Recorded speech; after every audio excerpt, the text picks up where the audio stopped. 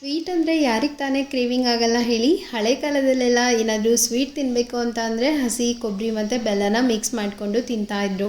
So ಅದೇ ರೀತಿಯಲ್ಲಿ ಕೊಬ್ಬರಿ ಮತ್ತು ಬೆಲ್ಲನ ಮಿಕ್ಸ್ ಮಾಡಿಕೊಂಡು ಒಂದು ಬರ್ಫಿನ ಮಾಡಿಕೊಂಡ್ರೆ ಎಷ್ಟು ಚೆನ್ನಾಗಿರುತ್ತೆ ಅಲ್ವಾ. ಬನ್ನಿ ಕೊಬ್ಬರಿ ಮಿಠಾಯಿ ಅಥವಾ ಕೊಬ್ಬರಿ ಬರ್ಫಿನ ಯಾವ ರೀತಿ ಮಾಡೋದು ಅಂತ ಹೇಳಿ ಇವತ್ತಿನ ವಿಡಿಯೋದಲ್ಲಿ ನೋಡೋಣ. ಕೊಬ್ಬರಿ ಬರ್ಫಿನ ಮಾಡೋದಕ್ಕೆ ನಾನು 2 ಕಾಯಿನ ಇಲ್ಲಿ ಬಳಸ್ಕೊತಾ ಇದ್ದೀನಿ. 2 ಕಾಯಿನೂ ಅಷ್ಟೇ ಚೆನ್ನಾಗಿ ತುರಿದು ಇಟ್ಕೊಂಡಿದ್ದೀನಿ ಮತ್ತು ಸ್ವಲ್ಪ ಮಿಕ್ಸಿಗೆ ಹಾಕ್ಕೊಂಡು ಸಣ್ಣದಾಗಿ ಗ್ರೈಂಡ್ ಮಾಡ್ಕೊಂಡಿದ್ದೀನಿ.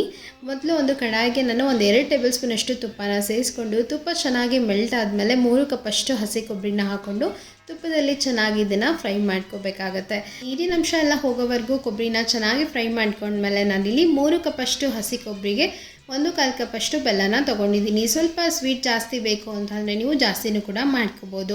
ಬೆಲ್ಲ ಕರಗೋವರೆಗೂ ಚೆನ್ನಾಗಿ ಇದನ್ನು ಒಂದು 2 ಟೇಬಲ್ ಸ್ಪೂನಷ್ಟು ನೀರನ್ನ ಹಾಕ್ಕೊಂಡು ಚೆನ್ನಾಗಿ ಮಿಕ್ಸ್ ಮಾಡ್ಕೊಳ್ಳೋಣ. ಜಾಸ್ತಿ ನೀರು ಹಾಕೋ ಅವಶ್ಯಕತೆ ಇಲ್ಲ, ಸ್ವಲ್ಪ ನೀರು ಹಾಕ್ಕೊಂಡ್ರೆ ಸಾಕಾಗತ್ತೆ. ನೋಡಿ ಬೆಲ್ಲ ಎಲ್ಲನೂ ಎಷ್ಟು ಚೆನ್ನಾಗಿ ಮೆಲ್ಟ್ ಆಗಿದೆ ಅಂತ ಹೇಳಿ. ಇವಾಗ ಫ್ರೈ ಮಾಡಿ ಇಟ್ಕೊಂಡಿರುವಂತಹ ಕೊಬ್ಬರಿ ಏನಿತ್ತು ಅಲ್ವಾ, ಅದಕ್ಕೆ ನಾವು ಬೆಲ್ಲನ ಸೋಸ್ಕೊಳ್ಳೋಣ. ಸೋಸೋದ್ರಿಂದ ನಿಮ್ಗೆ ಏನಾದರೂ ಕಸ ಕಡ್ಡಿ ಏನಾದರೂ ಇದ್ದರೆ ಅದು ನೀಟಾಗಿ ಕ್ಲೀನ್ ಆಗುತ್ತೆ. ಬೆಲ್ಲ ಮತ್ತು ಕೊಬ್ಬರಿ ಕಾಂಬಿನೇಷನ್ನೇ ಸೂಪರ್ ಅಂತ ಹೇಳ್ಬೋದು. ಸೊ ನೀವು ಇಲ್ಲಿ ಒಣ ಕೊಬ್ಬರಿಗಿಂತ ಹಸಿ ಕೊಬ್ಬರಿನ ಹಾಕೊಳ್ಳೋದ್ರಿಂದ ಬರ್ಫಿ ಟೇಸ್ಟು ತುಂಬಾ ಚೆನ್ನಾಗಿರುತ್ತೆ.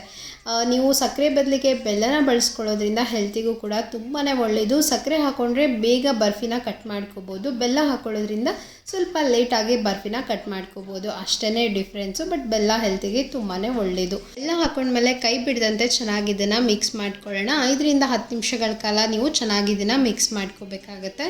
ಸೊ ನಿಮಗೆ ಕೈಯಿಂದ ಟಚ್ ಮಾಡಿ ನೋಡಿದಾಗ ಅದು ಉಂಡೆ ರೀತಿಯಲ್ಲಿ ಅಂಟನ್ ರೀತಿಯಲ್ಲಿ ಬಂದರೆ ನಿಮಗೆ ಬೇಗನೆ ಬರ್ಫಿನ ಕಟ್ ಮಾಡ್ಕೋಬೋದು. ಲಾಸ್ಟಿಗೆ ನಾನು ಸ್ವಲ್ಪ ಏಲಕ್ಕಿ ಪೌಡರ್ನ ಹಾಕ್ಕೊಂಡು ಚೆನ್ನಾಗಿ ಮಿಕ್ಸ್ ಮಾಡ್ಕೊತಾ ಇದ್ದೀನಿ. ನೆಕ್ಸ್ಟ್ ಒಂದು ಪ್ಲೇಟಿಗೆ ತುಪ್ಪನೂ ಕೂಡ ಹಚ್ಚಿ ಇಟ್ಕೊಂಡಿದ್ದೆ. ಸೊ ಆ ತುಪ್ಪ ಹಚ್ಚಿರುವಂತಹ ಪ್ಲೇಟಿಗೆ ಕೊಬ್ಬರಿ ಮಿಕ್ಸರ್ನ ಹಾಕ್ಕೊಂಡು ಸ್ಪೂನಿಂದ ಈ ರೀತಿ ನೀಟಾಗಿ ನಾನು ಸೆಟ್ ಮಾಡ್ಕೊತಾ ಇದ್ದೀನಿ.